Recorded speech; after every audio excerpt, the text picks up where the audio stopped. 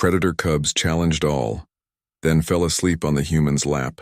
The transport ship touched down on Vrelin Prime with a heavy thud. Daewon felt the impact through his seat and reminded himself to breathe normally. The gravity here was stronger than Earth's. His body would adjust in a few days, but right now everything felt heavy. He gathered his bags and stepped out into the diplomatic quarter. The air hit him first, warm and dry with a strange spicy scent. The buildings were tall and covered in rough surfaces, perfect for climbing. He watched a Vreln merchant scale a wall casually, using claws that could easily tear through metal. The human embassy was smaller than the others. It sat at the edge of the quarter, a simple gray building with smooth walls. Daewon noticed how the other species walking nearby gave it extra space. Some looked nervous, others looked dismissive. Nobody looked friendly. Bora met him at the entrance. She was shorter than Daewon, with quick movements and bright eyes that never stopped watching everything around her. "Welcome to the edge of nowhere," she said, shaking his hand firmly.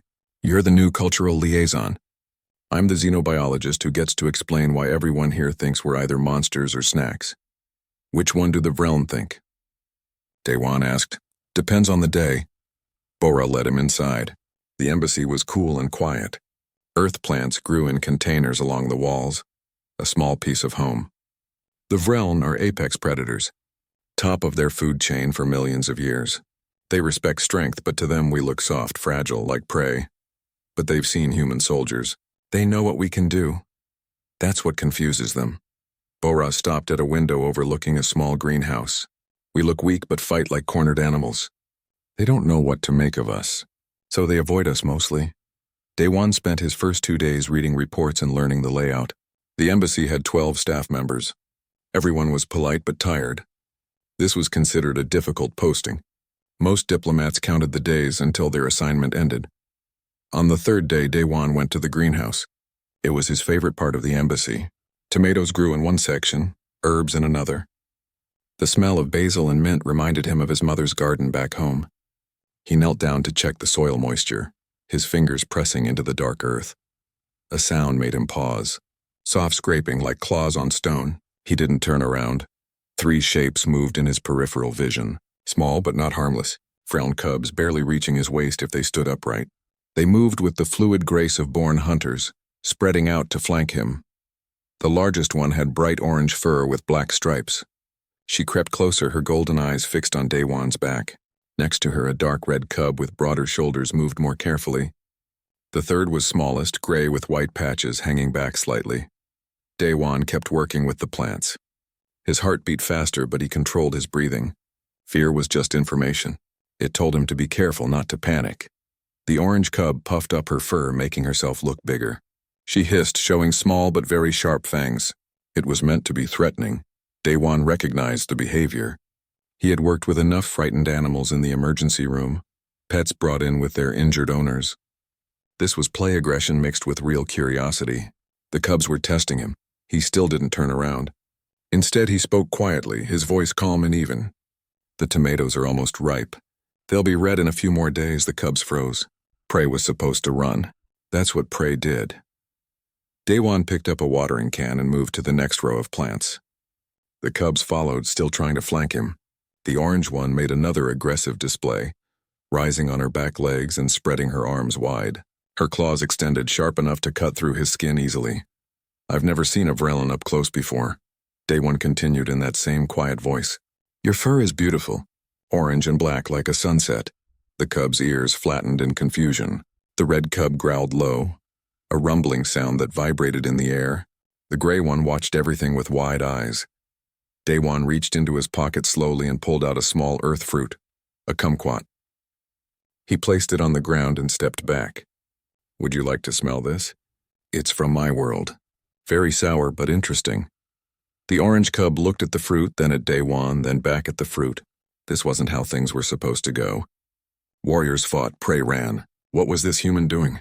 The gray cub crept forward first, her curiosity winning over caution. She sniffed the kumquat carefully, her small nose twitching. Then she jerked back, making a face at the strong citrus smell. The red cub huffed, which might have been a laugh. The orange cub's pride was clearly hurt. She grabbed the kumquat and crushed it in her paw, juice running over her fur. She glared at Daewon, waiting for a reaction. He just smiled slightly and went back to his watering. That's okay. Not everyone likes them. The cubs clustered together, whispering in their own language. Their body language shifted from aggressive to confused to frustrated. The orange one made sharp gestures. The red one kept looking at Daewon. The gray one seemed to want to stay. Finally, the orange cub stood as tall as she could and announced something in clear, practiced Galactic common. You are too weak to hunt. You are boring. We go now. You're welcome to visit again, Daewon said, not looking up from his plants. I'm here most afternoons. The cubs left through the window they'd entered by, climbing up the wall with easy strength. But Daewon noticed they kept looking back at him, their ears swiveling to track his movements even as they left. He sat back on his heels and let out a long breath. His hands were shaking slightly. That had been more dangerous than he'd let on. Cubs they might be, but those claws were real and sharp. Bora appeared in the doorway, her face pale. I just saw 3 Vreln cubs leaving our greenhouse. Please tell me you didn't... They were curious, Daewon said. I let them be curious. Those are Commander Vex's children. 2 of them, anyway. The gray one is his niece. Her mother died last year in a hunting accident. Bora ran a hand through her hair. If something had happened, if you'd hurt them by accident or they'd hurt you. But nothing happened. Daewon stood up, brushing soil from his knees. They came to test me, to see if I was prey or threat. I showed them I was neither. What are you then? Daewon looked at the crushed kumquat on the ground, its juice slowly soaking into the soil. I guess we'll find out. That night in the Vreln residential towers, 3 cubs couldn't sleep. They kept thinking about the strange human who didn't run and didn't fight.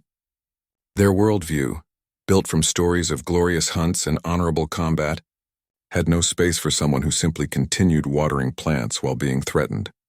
The orange cub, Kessa, stared at the ceiling of her sleeping chamber. Her pride was wounded. She was daughter of Commander Vex, a warrior of great honor. She should have made the human show fear. Her brother Rak lay nearby, his red fur dark in the dim light. He was troubled too, but for different reasons. The human's voice had been kind, not weak but gentle, like healer Sorna when she tended injuries. In the next chamber, their cousin Pyrrha curled into a tight ball. She had wanted to stay in that greenhouse with the strange plants and the calm human. She had felt something there she hadn't felt in a long time. Safe. The word disturbed her. Predators didn't need to feel safe. But she was so tired of always being on guard, always ready to prove herself, always aware that her mother would never come home.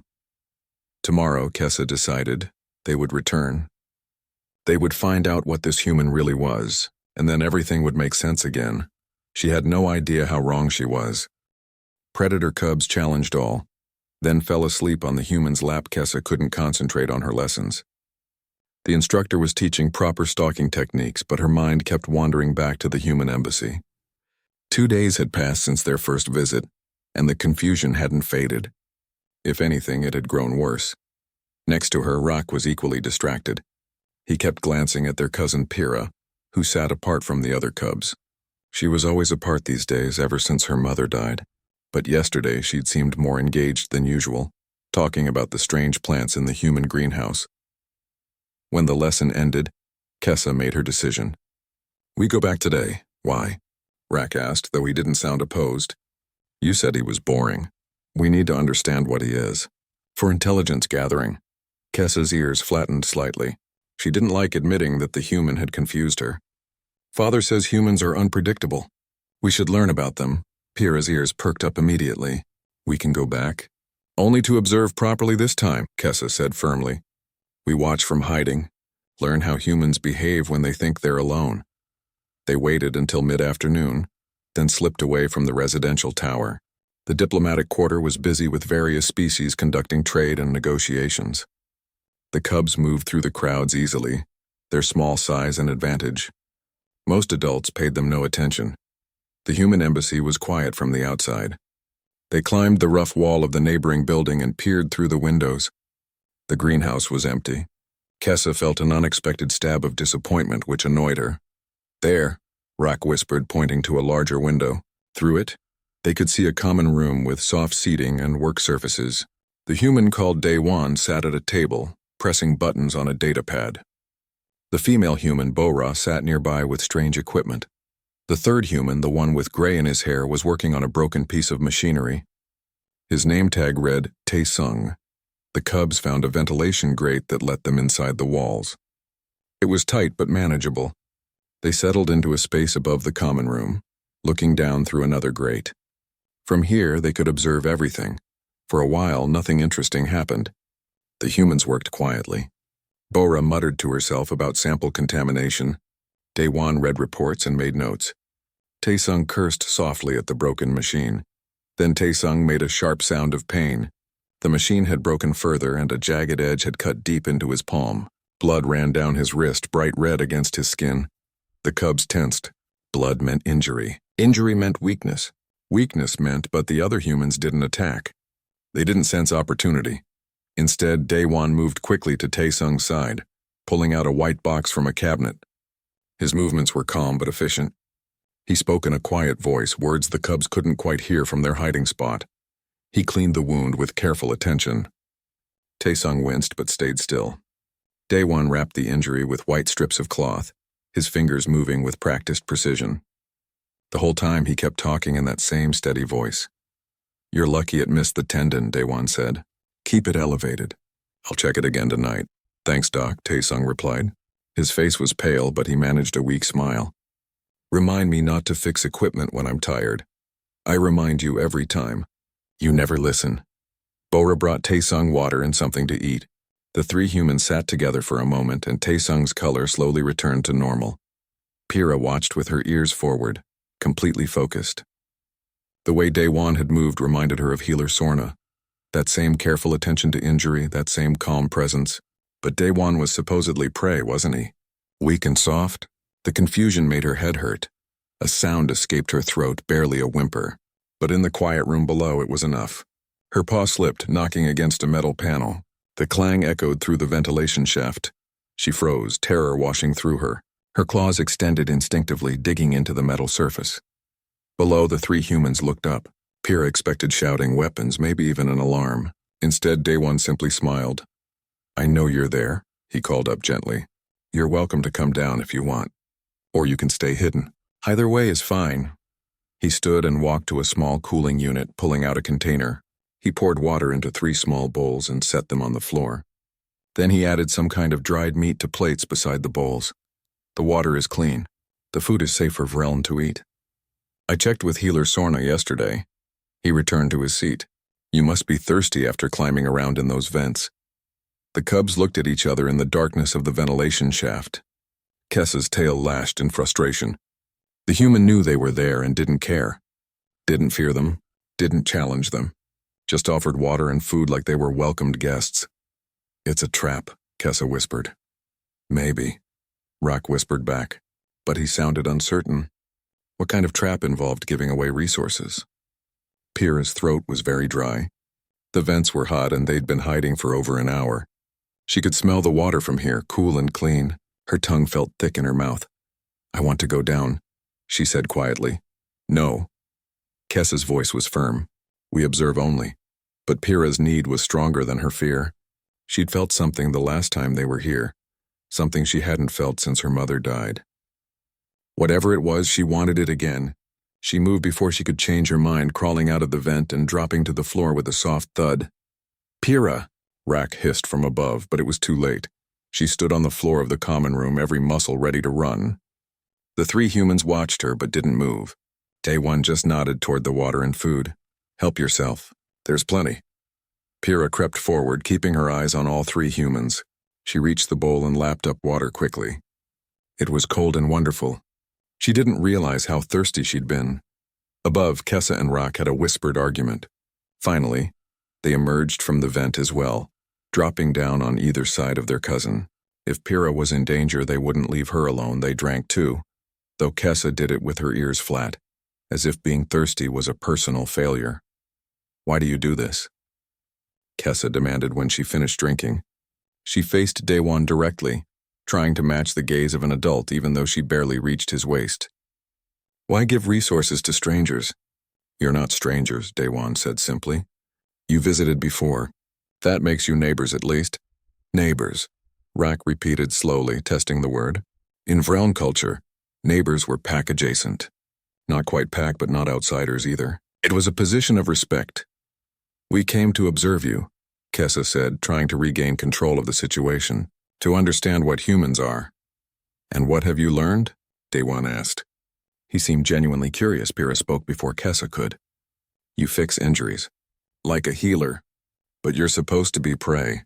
Or a warrior. I don't understand." "Humans are both and neither," Bora said from her seat. She'd been watching the cubs with scientific interest. "We're not the strongest or the fastest. We're just stubborn and adaptable. And we take care of each other," Taesung added, lifting his bandaged hand. Daewon was a medic before he became a diplomat. "Old habits stick?" Kessa sat down, her tail wrapping around her legs. Nothing about this made sense in her worldview. Prey didn't help predators. Warriors didn't waste resources on strangers. Everything had its place in the natural order, but these humans didn't fit the natural order at all. "Can we come back tomorrow?" Pyrrha asked suddenly. The words came out before she could stop them. "To learn more about humans. For intelligence." Rack nodded quickly. "Yes, intelligence gathering. That's wise strategy." Kessa wanted to protest, but she was just as curious. She couldn't figure out the humans, and that bothered her more than she wanted to admit. "Fine, we return tomorrow. But we bring Aunt Sorna, for safety." "Your aunt is always welcome," Daewon said. "Come in the afternoon. I'll make sure to have fresh water ready." The cubs left through the window, climbing out into the warm afternoon air.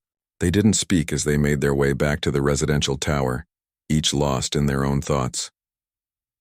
That night, Commander Vex noticed his cubs were quieter than usual at the evening meal. He asked what they'd learned that day, expecting tales of hunting practice or combat training. Instead, Kessa said, "Father, what are humans really? Beyond the reports and warnings?" Vex set down his food, his golden eyes sharp. "Why do you ask?" "We visited their embassy," Rack admitted. "Twice now. The human there doesn't act like anything we've been taught." Vex's fur rippled with tension. But before he could speak, Healer Sorna, who'd been eating with them, laughed softly. "So you met the new cultural liaison," she said. "Daewon. I spoke with him yesterday about medical cooperation. He's an interesting one. He gave us water," Pyrrha said quietly, "and didn't ask for anything back." Vex looked at his cubs and his niece for a long moment. Then he sighed, a very human gesture he'd picked up from years of diplomatic work. "If you're going to keep visiting the humans, do it officially. Sorna, go with them tomorrow. I want a full report of what you observe." "With pleasure," Sorna said, her eyes bright with interest. Later, as the cubs settled into their sleeping chambers, Kessa stared at the ceiling again, but this time instead of frustration she felt something else. Anticipation. Tomorrow they would get answers. Tomorrow everything would make sense, she hoped. Predator cubs challenged all, then fell asleep on the human's lap. Healer Sorna arrived at the human embassy with 3 cubs trailing behind her. She walked with the confidence of a medical professional who'd seen everything. The cubs, despite their attempts to look brave, stayed close to her legs. Daewon met them at the entrance, bowing slightly in the Vrellan gesture of respectful greeting.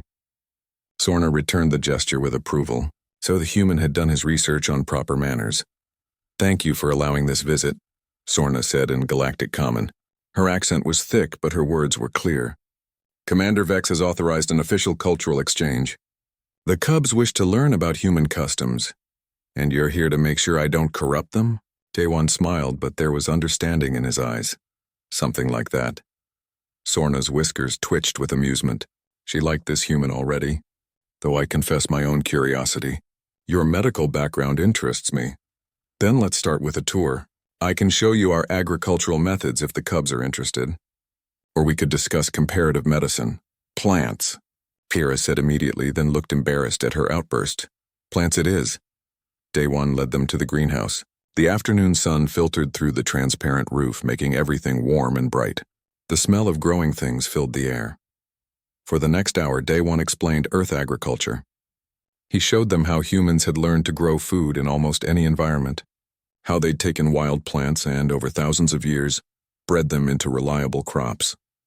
"We weren't the strongest hunters," he explained, kneeling by a tomato plant.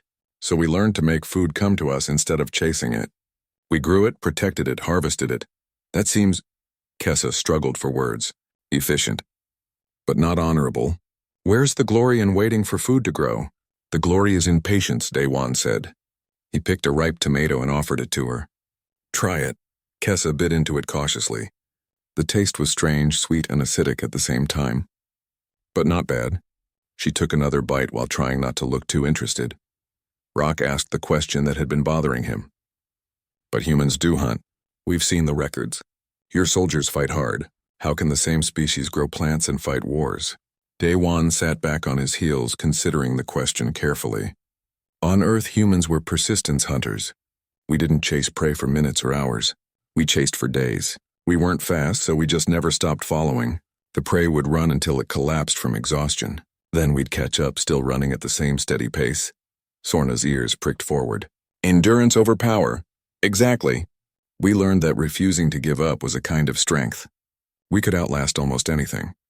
Daewon looked at the cubs. That's still true. We're stubborn. We keep going when others would stop. In farming, in medicine, in war. Pyrrha touched a tomato plant gently, her claws retracted to avoid damaging it. Your younglings. Do they learn to hunt? To fight? They play at it, Daewon said. He pulled out his datapad and showed them images. Human children wrestling, running, playing games with balls and sticks. They practice coordination and competition. But we also teach them to help each other, to share resources, to protect those who are weaker. Protect the weak? Kessa's tail lashed. Why? The weak should become strong or fall behind. That's natural order, is it? Daewon challenged gently. Rak, you're stronger than Pyrrha, yes? Rak nodded cautiously. If she was injured and couldn't hunt, would you leave her behind? No. Rak's response was immediate and fierce. She's Pack. I protect Pack. Then you already understand protecting the weak. You just call it protecting Pack. Daewon smiled. Humans expand that circle wider, that's all. We try to make more things part of our pack. The idea sat uncomfortably in Kessa's mind, but she couldn't argue with the logic. Sorna watched this exchange with growing interest. The human was teaching without lecturing, guiding without commanding. It was effective pedagogy, and she appreciated it. Show us this endurance you speak of, Kessa demanded suddenly. She needed something concrete, something she could measure. Prove that humans are strong in this way. A challenge? Daewon raised an eyebrow. A test. A fair test. Kessa stood as tall as she could. We raced through an obstacle course. You against all three of us, Bora, who'd been listening from the doorway, groaned. Daewon, you're not exactly an athlete. No, but I can walk for a very long time. He looked at Sorna. Is this acceptable? If it helps them understand, yes. But nothing dangerous. They're still cubs. They set up a course through the embassy's training room. It involved climbing, jumping, and crawling through obstacles. Not complex, but physically demanding. The rules were simple. Keep going until you gave up or completed 10 laps. Kessa shot off the starting line like an arrow. Her powerful legs launched her up and over obstacles with ease. Rak was right behind her, his larger frame handling the climbing portions effortlessly. Pyrrha, smallest and fastest, darted through the crawling sections like water flowing downhill. Daewon started at a steady jog. Not fast, but consistent. By the third lap, the cubs were still ahead, but they'd slowed. Their breathing came harder. By the fifth lap, Pyrrha was struggling. Her mother's death had left her thin and less strong than she should be. She pushed through the sixth lap on pure determination, then collapsed, panting. That's enough for you, Sorna said firmly, checking Pyrrha over. The cub protested, but her body was done.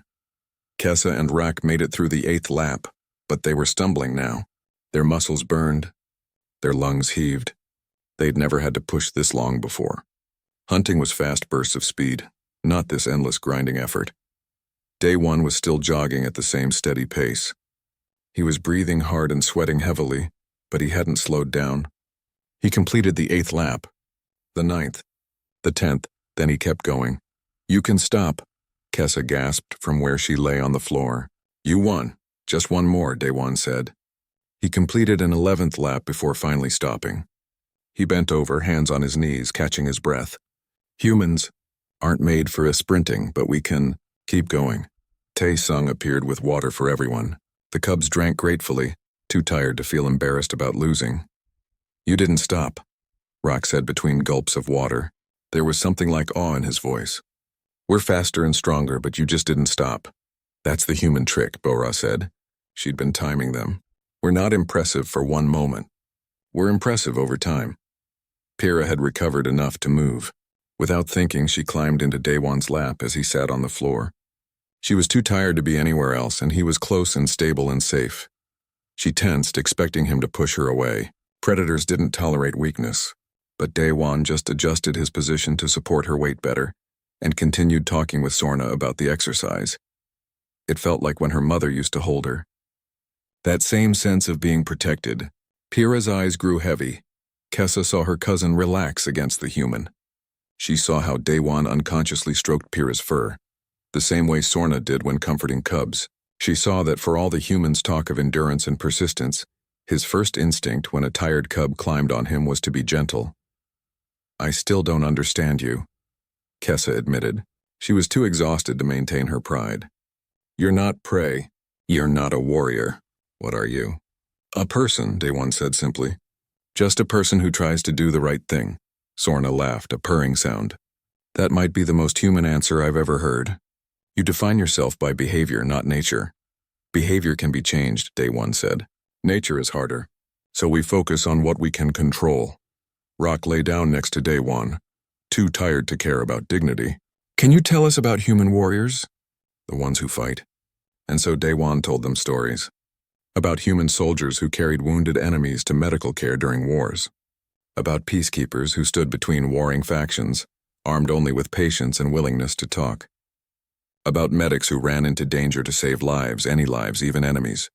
"We have a saying," Daewon explained. "It's from very old Earth medicine. First, do no harm. It means that before you do anything else, you try not to make things worse. Even in war, even when fighting, humans try to remember that." "Don't your warriors think that's weak?" Kessa asked. "Sometimes. But our greatest warriors are usually the ones who know when to fight and when to stop fighting. Knowing both takes more strength than just knowing how to hurt." Pyrrha was fully asleep now, her breathing deep and even. Sorna checked her pulse and temperature out of habit.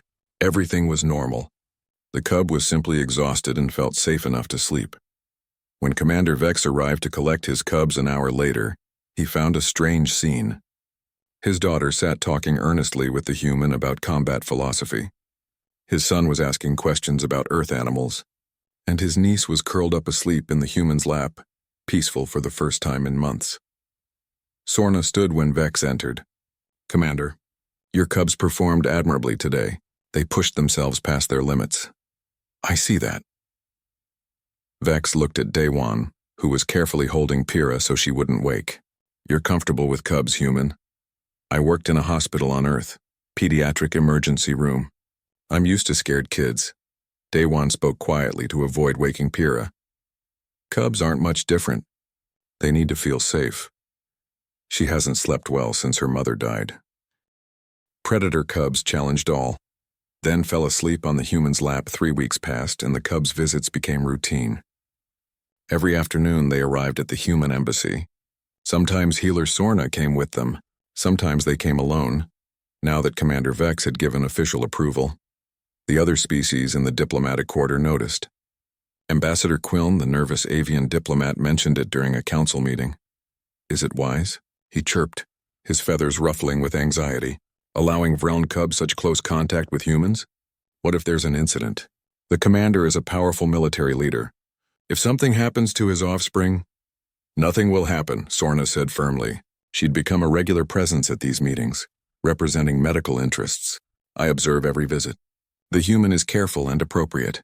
The cubs are learning valuable lessons about cooperation between species.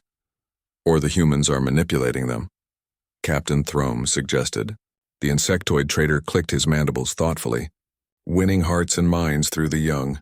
It's a classic strategy. It's also called teaching," Bora said dryly from her seat. As xenobiologist, she'd been asked to report on the cultural exchange. "Daewon isn't plotting anything. He's just being himself, which apparently includes being adopted by curious predator cubs." Back at the embassy, Daewon was teaching the cubs a human game, chess. It was a strategy game from Earth, with pieces that moved in specific patterns across a checkered board. "The goal is to trap the enemy king," he explained, setting up the pieces. "But you have to think ahead. Every move affects the next 10 moves. Kessa picked up the queen piece, examining it. "This one is most powerful?" "Yes." She can move in any direction, any distance. But losing her doesn't mean losing the game. You can still win with careful strategy. They played several rounds. Kessa was aggressive, always attacking. Rak was defensive, protecting his pieces carefully. Pyrrha was creative, finding unexpected combinations that surprised everyone. Daewon let them win sometimes and beat them other times. He wanted them to experience both victory and defeat, to learn from each. "Why do you let us win?" Kessa demanded after one game. Her ears were flat with frustration. "We know you're doing it." "Because learning to win gracefully is important," Daewon said. "But learning to lose gracefully is more important. Life gives you both. You need to handle both well." Rak moved a piece thoughtfully. "At training, when we lose, the instructors say we weren't strong enough, that we need to become stronger. That's one answer, but sometimes you lose because the other person played better. That doesn't mean you're weak. It means you learned something." Pyrrha captured Daewon's queen with an unexpected knight move. She looked surprised at her own success. "I did it. I got your best piece." "Well done," Daewon smiled. "Now what will you do with that advantage?" Pyrrha studied the board carefully. The game continued, and eventually Daewon's king fell to her systematic attack. She'd actually won fairly, and the pride on her face was beautiful to see. "You're getting better," Daewon said, resetting the board. "All of you are. You're learning to think ahead, to plan, to adapt when plans fail." During a break, Kessa seemed troubled. She curled up in one of the human chairs, her tail wrapped tightly around herself. "What's wrong?" Daewon asked, sitting nearby but not crowding her. "The older cubs," Kessa said quietly. "They found out we come here. They said we're playing with prey friends, that we're becoming soft." Rak's ears flattened. "They challenged Kessa to a dominance fight. She won, but they keep talking." "Words can hurt worse than claws sometimes," Daewon acknowledged. "What do you think? Are you becoming soft?" Kessa looked at her paws, flexing her claws. "I don't know. I used to think strength was just about fighting, about winning every challenge. But you showed us different kinds of strength. Now I'm confused about what I'm supposed to be." Daewon was quiet for a moment, choosing his words carefully. "On Earth, we have many warrior traditions. Different cultures, different approaches to combat. But the warriors we remember most, the ones we tell stories about, aren't always the strongest fighters." "Who are they?" Pyrrha asked, climbing into the chair next to Daewon. "The ones who knew when to fight and when not to. The ones who protected people who couldn't protect themselves. The ones who showed mercy to defeated enemies." Daewon leaned forward. "There's a human saying, 'Any fool can start a fight.' It takes wisdom to avoid one. It takes courage to end one. But if you avoid fighting, others think you're scared," Rak pointed out. "Let them think what they want. You know the truth." Daewon looked at Kessa directly. "You won your dominance fight. You proved you're still strong. But you also come here to learn things your traditional training doesn't teach. That takes a different kind of courage." Kessa sat with this for a while. Then she asked, "Can you tell us about human warriors who showed mercy?" And so Daewon told them a story about a war on Earth centuries ago, about soldiers from different sides who on one specific day stopped fighting. They climbed out of their trenches and met in the middle of the battlefield. They shared food. They played games. They showed each other pictures of their families. For one day they remembered they were all human, Daewon said. They were still enemies the next day. The war continued. But for that one day they chose peace, and the soldiers who were there never forgot it. They told their children and grandchildren about the day enemies became people. "Did they get punished for not fighting?" Rak asked. Some did, but most of them said it was worth it. They'd proven that even in war, even between enemies, humanity could shine through. Pyrrha was quiet, processing this. Then she said, "That's what you do here. You make us remember we're people, not just predators." "You were always people," Daewon said gently. "I just help you see it." The afternoon passed into evening. The cubs were comfortable enough now that they sprawled across the furniture, sometimes dozing off while Daewon worked on his reports. He'd learned to work one-handed when Pyrrha decided his lap was the best sleeping spot. When they napped, he noticed things. Pyrrha's nightmares were less frequent. She slept more soundly, without the twitching and whimpering that had marked her sleep before. Rak and Kessa stayed close to their cousin, their pack instincts strong even in sleep. Bora took a photo without meaning to. The image showed Daewon at his desk, datapad in one hand while 3 Vreln cubs slept in a pile around him, 2 on the couch behind him, 1 in his lap. It was absurd and touching at the same time. You're becoming their secondary pack, Bora observed quietly. You know that, right? I know. Commander Vex might not like that. Commander Vex is a good father who wants what's best for his cubs, Daewon said. He recognizes that Pyrrha needs this, that all of them need to learn there's more to the galaxy than Vrellan culture teaches. When Vex arrived to collect the cubs that evening, he found them in their usual state, asleep and draped over the human like he was furniture. He stood in the doorway for a moment, just watching. Daewon looked up and put a finger to his lips, asking for quiet. Then he carefully extracted himself from the sleeping pile, managing not to wake any of them. In the hallway, Vex spoke quietly. I need to thank you. For what? Pyrrha had a nightmare last night. First one in 2 weeks, but this time she woke up and told me about it. She talked about her mother, about her fear, about everything she's been holding inside. Vex's golden eyes were bright with emotion. She hasn't talked about it since the funeral. You did that. You made her feel safe enough to grieve. Daewon felt his throat tighten. She's a brave cub. She just needed permission to not be brave for a while.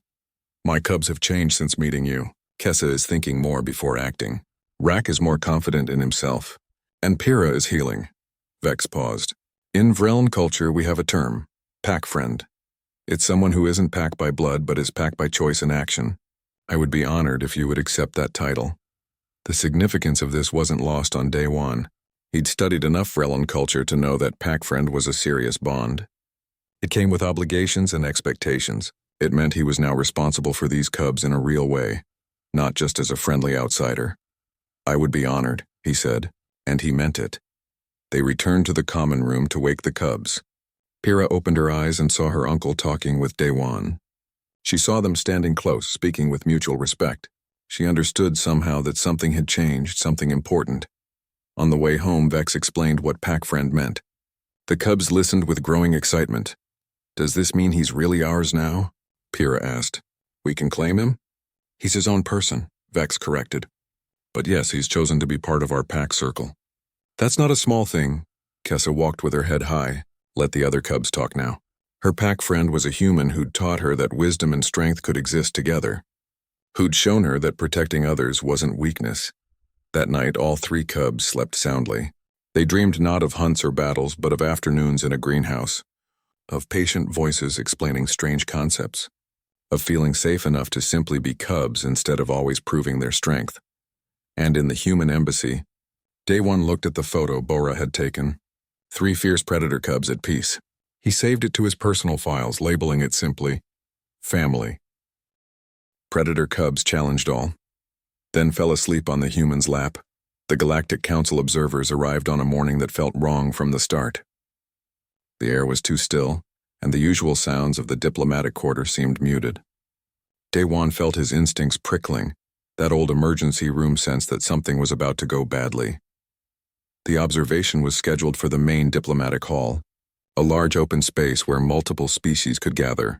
The council wanted to see the human-Vrellan relationship in a neutral setting, with witnesses. Ambassador Quiln was nervous, his feathers constantly ruffling and smoothing.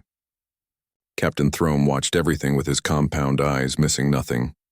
Several other species representatives filled the seats, all curious about this unusual bond between predator cubs and prey species human. The cubs arrived with Commander Vex and Healer Sorna. They were dressed formally, wearing ceremonial bands that marked them as honored cubs of a military family. But their eyes kept darting to Daewon, seeking reassurance. He smiled at them and Pyrrha's tail immediately relaxed. The demonstration began simply. Daewon explained human diplomatic philosophy. Bora presented research on cross-species psychological compatibility. Taesung discussed security arrangements and how humans approached protection versus aggression. Then came the practical demonstration. The cubs showed what they'd learned. They played chess explaining strategy. They demonstrated the endurance test, though less intensely than before. They talked about human culture with genuine interest and understanding. The observers took notes. Some seemed impressed. Others remained skeptical. One delegate, a reptilian species known for aggressive expansion, kept asking pointed questions about human military capabilities, trying to make them sound threatening. Daewon answered honestly but carefully. Yes, humans could fight. Yes, they had defeated species that underestimated them, but they preferred not to fight when other options existed. Weakness disguised as philosophy, the reptilian delegate hissed. You simply fear the strong. We fear stupidity, Bora said before Daewon could respond. War's expensive, destructive, and usually avoidable. We prefer to spend resources on building rather than breaking. If that's weakness, every species here should pray for such weakness. Kessa stood up suddenly. The human isn't weak. I challenged him. He didn't fight because he didn't need to. He won by making fighting pointless, the observers murmured. A cub defending a human was unexpected. Then everything went wrong. The doors burst open.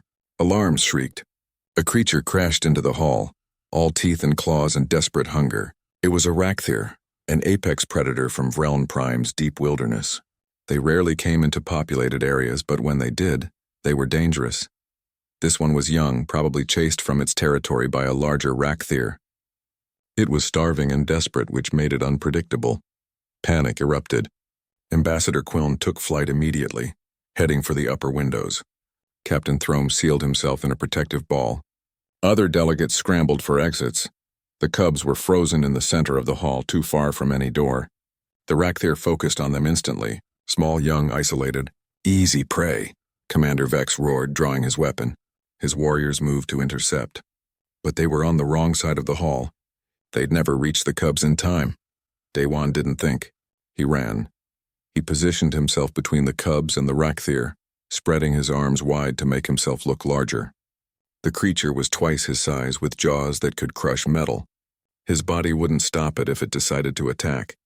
But he was there, and the cubs were behind him. And that was what mattered. Back away slowly, he called to the cubs, keeping his voice steady despite his hammering heart. Stay together. Move toward your father. We won't leave you. Kessa's voice was high with fear. I'm not asking. I'm telling. Move. The Rakthir circled, assessing. It was calculating the threat. The human was in the way, but the human was also meat, easier to kill than the armored warriors approaching. Daewon did something that went against every survival instinct. He stepped forward toward the creature. Hey, he shouted, making himself loud and present. Look at me. I'm right here. He was drawing its attention fully, making himself the target. If it attacked him, the cubs would have time to escape. Vex's warriors would have time to intervene. The Rakthir lunged, but it didn't reach Daewon. Kessa slammed into the creature's side, her small body using momentum to knock it off balance. Rak grabbed its tail, pulling hard. Pyrrha darted in and slashed at its rear leg, making it stumble. The cubs were defending him. No, Daewon shouted. But they weren't listening. They'd learned too well from him. You protect your pack, always. The Rakthir roared in confusion and pain. It thrashed, trying to reach the cubs, attacking from all sides. Kessa got too close. A massive paw swung toward her head, claws extended. Daewon moved without thinking. He grabbed Kessa and pulled her back, taking the blow himself. Claws raked across his shoulder and chest, cutting deep. Pain exploded through his body, hot and overwhelming. He fell, keeping his body over Kessa, protecting her even as his own blood soaked into his shirt. Then the Vrelin warriors arrived. Commander Vex moved with terrifying speed and precision. He didn't kill the Rakthir, though he could have. Instead, he used a shock weapon, stunning it. The creature collapsed, unconscious but alive. Other warriors created barriers, guiding the Rakthir toward an open exit where it could be safely transported back to the wilderness. The immediate danger was over. Healer Sorna reached Daewon first. He was still conscious, still trying to check if Kessa was hurt. His hand pressed against his wounds, trying to slow the bleeding. The cubs, he gasped. We're here. Pyrrha was crying, pressing against his side. We're okay. You saved us. Lay still, Sorna ordered, her medical training taking over.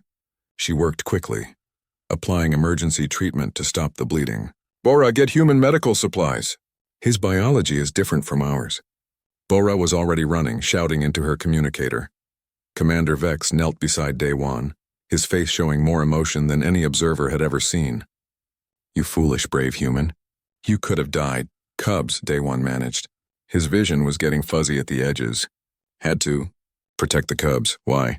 It was the reptilian delegate who'd come closer now that the danger had passed. They're not your species. Not your family. Why risk your life? Daewon looked at the three cubs pressed against him, crying and trying to help however they could. his pack friends, his unexpected family. Because that's what you do, he said simply. When someone needs protecting, you protect them. Species doesn't matter. Only the need matters. The observers stood in silence watching as Human and Vrelin worked together to save their fallen diplomat. Watching as 3 predator cubs stayed close to their injured human, unwilling to leave his side. Watching as Commander Vex himself helped carry Daewon to the medical facility, treating him with the respect due to a warrior of honor. Ambassador Quiln, who'd returned from his panicked flight, spoke quietly to the other delegates. Did you see? When the cubs were in danger, the human's first instinct was to protect them. When the human was injured, the cubs immediately defended him. And when the Rakthir was defeated, the Vreln didn't kill it.